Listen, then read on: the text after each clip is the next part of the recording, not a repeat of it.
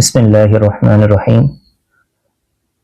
আমরা যখন structure design করি আমাদেরকে একটা লোড ক্যালকুলেট করতে হয়, সেটা হচ্ছে পার্টিশন ওয়ালের লোড।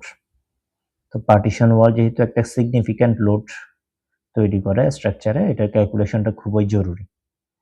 এটা কিভাবে ক্যালকুলেট করতে পারি আমরা একটু এক্সাম্পল সহকারে দেখি। পার্টিশন ওয়াল সাধারণত স্ট্রাকচারে দুই ভাবে থাকে, কিছু হচ্ছে বিমের উপর, আবার কিছু থাকে স্ল্যাবের উপর। তো বিমের উপর যেগুলো থাকে সেগুলোকে আমরা সাধারণত পিএলএফ এ দিয়ে থাকি, মানে পাউন্ড পার লিনিয়ার ফিট, প্রতি ফিটে কত লোড আসতেছে সেটা। তো দেখেন, সেটা ক্যালকুলেট করার জন্য আমাদেরকে প্রথমে ওয়ালের লেন্থটা দিতে হয়, কত ফিট লম্বা পর্যন্ত আমার ওয়ালটার দৈর্ঘ্য কতটুকু। আমি ধরে নিলাম আমার ওয়ালটা 15 ফিট লম্বা। এটার হাইট কত? হাইট আসলে ফ্লোর টু ফ্লোর হাইট দিয়ে থাকে অনেকেই, সেটা না দিয়ে আমরা বিমের ডেপথটা, যদি বিমের নিচে হয় বিমের ডেপথটা বাদ দিতে পারি।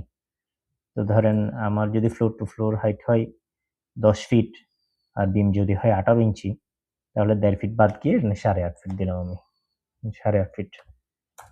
অথবা আপনাদের আরো কম হলে আপনারা ওভাবে দিতে পারেন। এখন ওয়ালটা কত ইঞ্চি ওয়াল? 10 ইঞ্চি হলে 10 দিবেন, 5 ইঞ্চিও হতে পারে, 5 ইঞ্চি দিলাম আমি।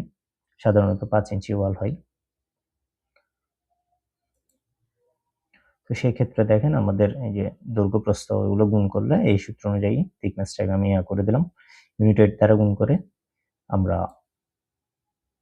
এর টোটাল লোড পেয়ে গেলাম। এখন কথা হচ্ছে, ওয়াল, সলিড ওয়াল তো অধিকাংশ ক্ষেত্রে থাকে না, এখানে দরজা জানালা থাকতে পারে, সেই ওপেনিংটা আমাদেরকে এখানে দিতে হবে। আমি ধরে নিলাম আমার এই ওয়ালে একটা দরজা আছে এবং 2টা জানলা আছে। তো দরজার দৈর্ঘ্য প্রস্থগুলো দিয়ে দিতে হবে। দরজার ধরেন উইথ দিলাম আমি 3 ফিট, আর হাইট 7 ফিট হয় সাধারণত, 7 ফিট দিলাম। আর জানলা হচ্ছে 4 ফিট বাই 5 ফিট করে, 4 ফিট বাই 5 ফিট দিলাম আমি দুইটা জানলা। তাহলে আমার এই জানলার ওয়েটটা বাদ যাবে, এই টোটাল ওয়েট থেকে জানলার ওয়েটটা বাদ যাবে। জানলা বরাবর যেহেতু ফাঁকা, ফাইনালি আমার লোড আসে এটা 221.67 পিএলএফ এ দিলে আমরা এটা দিব। আর যদি আমি কিলোনিউটন মিটারে দিই তাহলে 3.23। তো এতটুকুই হচ্ছে আমাদের সাধারণত ব্রিক ওয়ালের ক্যালকুলেশন।